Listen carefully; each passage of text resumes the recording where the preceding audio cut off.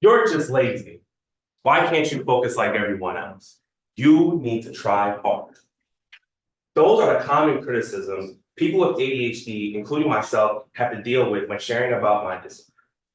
In today's age, ADHD is misunderstood, and I will be breaking down the stereotypes that clouds over this condition and truly explains what it means and how it affects myself and others. And I want to change your perception of what it's like to have ADHD.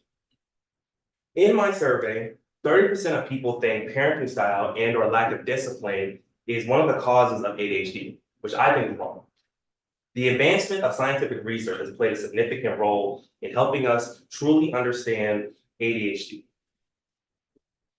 Before modern neuroimaging, ADHD was diagnosed based off of actions and certain traits or symptoms people with ADHD tend to have, like focus, short attention span, and hyperactivity. So before we had science equipment, if you could sit still for 1 minute, you would be diagnosed with ADHD, which often led to many misdiagnoses. But now that we have modern science technology, like an MRI scanner, has allowed researchers and doctors to take a closer and accurate look into the neurobiological side of ADHD. Through these studies, any conceptions about the disorder, which were often linked to bad parenting skills or lack of discipline, were proven false. So here we have is the brain, and around that blue side is the frontal lobe, which is responsible for some of our characteristics and like how we act, walk, talk, think. It's also where the brain is affected most by ADHD. And according to the Attention Deficit Disorder Association, groups of nerve cells called neurons form networks in your brain. These networks are responsible for relaying signals throughout the brain via chemical messengers. In an ADHD brain, imbalances the function and structure of these networks may cause the brain to transmit messages less effectively. That's why staying focused is very challenging for ADHDers. So we all know who Andrew Tate is. I'm pretty sure y'all know him and his brother. You know, the what color is your Bugatti? That guy, the bald Romanian dude. In a response to a fan's question about coping with ADHD, Andrew Tate and his brother Tristan Tate, both well-known social media influencers, delivered their biased opinion about the condition in a short video on my play. So listen to how they respond to this fan's question, how he pokes fun at people with ADHD. Sorry. ADHD and high very hard focus and focus factors. Well, the real world, everyone does TikTok, destroy people's attention spans and their time, everybody is distracted. There's always something more pleasurable to do than work. There really is. There really is. People say, oh, I love work, I love my business, you know, I love them. And me, you know, we keep those big work sessions, we actually have a good time doing it. But there's always something more pleasurable. I can try my work instead of I can beat one of my things and beat one of my women instead of make a choice. You could say the letters ADHD to everyone. Say ADHD, and brand yourself with this as some sort of excuse. Or you brand yourself as a fucking billionaire. Well, who gives a shit if you have ADHD or not? There's just brand masters with ADHD. Yeah. That's what we want to do. Yeah, make the choice. Make the choice. You understand words, understand the actions and consequences. You're not broken. Maybe you're not just broke, you work. Or just do the work, bro. That's all you gotta do. Just do the work. Just focus, bro. Crazy, isn't it? Right.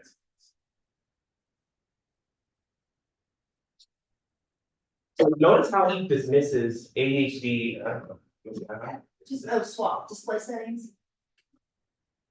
Swap. Okay. So notice how he dismisses ADHD as an excuse for laziness, and he advises the fans to just simply focus. Now, I'm not going to play the full video, but to sum it all up, I'm going to give you an example. Hypothetically speaking, let's say Miss Gallagher becomes depressed, and her only coping mechanism is through eating sweets and desserts.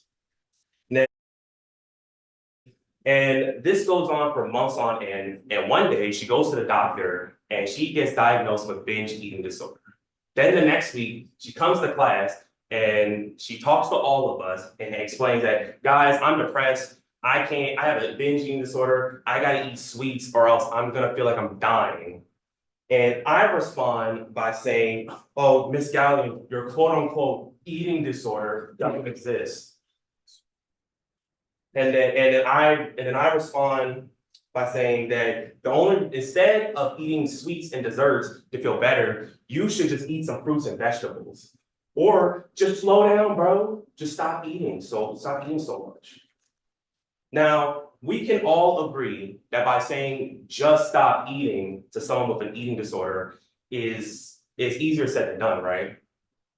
Now, by a show of hands, how many of y'all heard my example and you said to yourself, huh? What? What is this man talking about? That doesn't even make any sense. By a show of hands. Yeah, sure. Bob.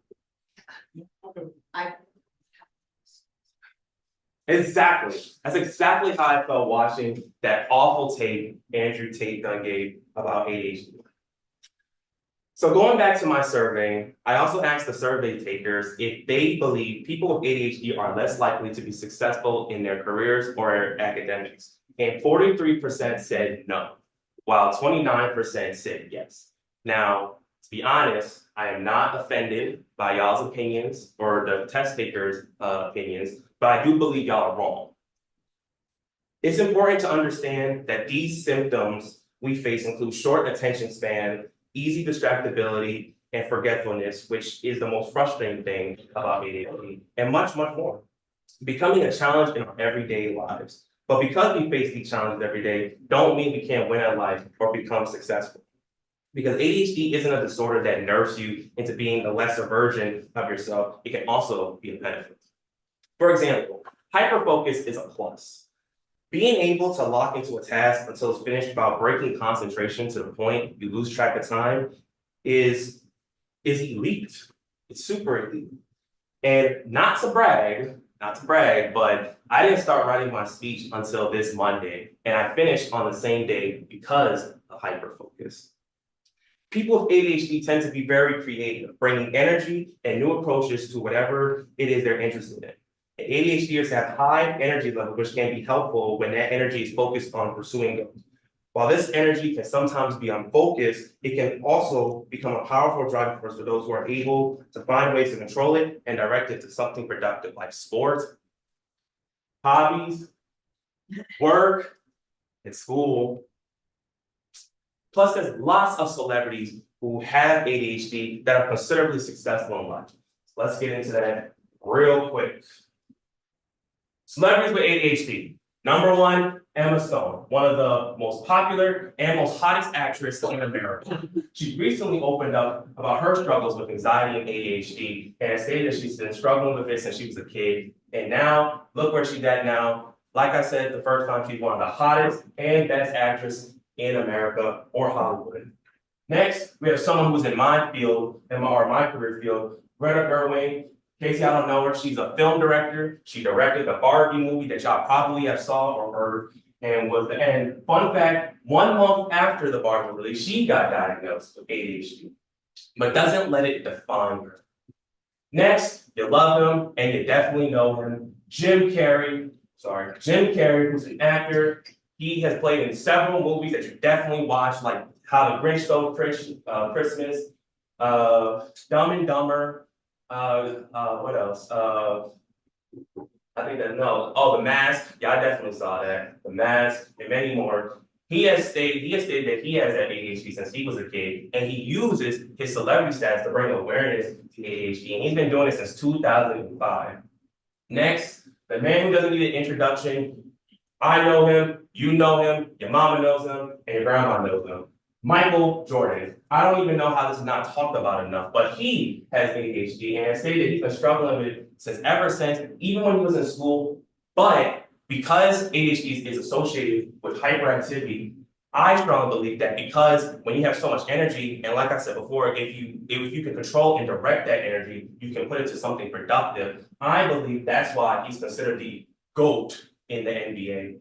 And last but not least, and this was actually surprising for me, and I bet it's a surprise for y'all, Bill fucking Gates himself, the CEO of Microsoft, and he openly admitted, and I know I said that a lot, he openly admitted many times in his life that he has ADHD since and he has had sex with a child, and he admits to this day he struggles with this disorder, and he's a fucking billionaire. He owns and runs one of the most successful companies in the world, not just America, in the world, worldwide. It's crazy. So these are just a handful of celebrities that are successful people that have the disorder, but this just goes to show that even with the disorder, success is still possible. ADHD is often misunderstood, not because the condition we have is invisible, but because the stereotype is loud. I strongly believe the stereotype holds us back from embracing the true nature of ADHD. And as I close my speech, I want y'all to understand that I am not looking for y'all sympathy. I don't want y'all to feel sorry for me. I want y'all understanding. And my hope is that as you leave class today, you leave with a cleaner and clearer picture of what ADHD truly is and how it will change your perception of the disorder.